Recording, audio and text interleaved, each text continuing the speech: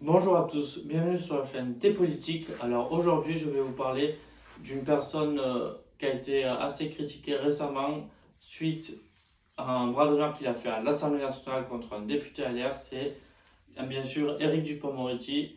Il est actuellement ministre de la Justice, donc je trouve ça quand même indigne qu'un ministre fasse un bras d'honneur à l'Assemblée nationale contre un député, qu'on soit d'accord ou pas. Mais bon. Alors, il a même été aussi ministre de la Justice sous le gouvernement de Jean Castex. Alors, avant d'être ministre, il a été un très grand avocat, même un des meilleurs de France, un avocat assez médiatisé aussi. Donc, il a défendu l'affaire récemment de Patrick Balkany ou aussi du frère de Mohamed Merah pour les tueries qu'il y a eu à Toulouse.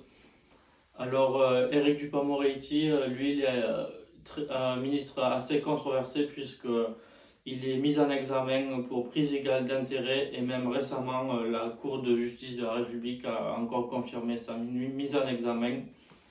Il a quand même le soutien d'Elisabeth Borne et de Emmanuel Macron. Emmanuel Macron avait quand même dit en 2017 que tout ministre qui est mis en examen devra démissionner. Comme c'était le cas, je ne sais pas si vous vous rappelez, de François Bayrou au début en 2017. Mais lui, apparemment, il a le droit de rester, même s'il est mis en examen. Alors, il est aussi assez connu pour ses coups médiatiques, dont en 2013, il refuse de rentrer dans la franc-maçonnerie et aussi en 2013 également, il refuse d'être chevalier de la Légion d'honneur en disant que c'était un homme libre. Alors, merci à tous d'avoir regardé cette vidéo. N'hésitez pas à liker, à partager et à vous abonner. Alors, la prochaine vidéo sera bien sûr demain, puisque demain, je pense que vous devez être au courant. C'est le dernier jour des débats qu'il y a à l'Assemblée nationale. Donc actuellement, il y a une commission mixte paritaire qui est en ce moment à l'Assemblée nationale pour discuter de la fin du projet de loi sur la réforme des retraites. Donc demain, je ferai une vidéo pour savoir est-ce que le gouvernement a eu la majorité pour voter ce texte de loi.